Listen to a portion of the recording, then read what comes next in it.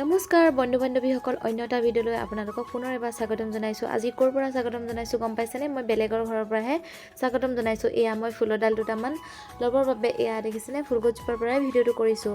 আৰু আজি ভিডিঅ'টো মই দহি বটা, খানা বনোৱা, ফুৰিবলৈ অহা ভিডিঅ'টো মিলাই দিছোঁ। তেন্তে ভিডিঅ'টো শেষলৈকে চাব।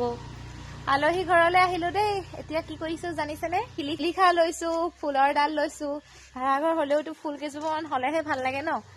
সেইদিনা যে তাই গৈছিলে আমাৰ ঘৰলৈ, আজি আকৌ মই ইহঁতৰ ঘৰলৈ আহিছোঁ। এইফালে মই বহি লৈ ছোৱালীজনীৰ লগত শিলিখা বুটলি আছোঁ আৰু লগৰজনীও বুটলি আছে। মানে শিলিখাকেইটা ইমান ধুনীয়াকৈ পৰি আছে নহয়, নুবুটলাকৈ থাকিবই নোৱাৰিলোঁ। আৰু নিমখত ভৰাই থ'লে খাবলৈ ভাল লাগে নহয় জানো। আৰু এইফালে আকৌ মই বনাই আছোঁ নৰসিংহ পাতৰ লগত পকৰি বনাই আছোঁ দেই। ৰাতিপুৱাই শুই উঠি চাহৰ লগত কি খাম বুলি এনেকৈ বনালোঁ। তাৰপাছত আকৌ মই কোমোৰা আৰু মাংস বনাই আছোঁ আলুৰ লগত। দেখিছেনে তেলখিনি কিমান ধুনীয়াকৈ বিৰিঙিছে। খাবলৈ কিন্তু বৰ সোৱাদ হ'ল মাংসকণ দেই। আৰু এইফালে কি কৰি আছোঁ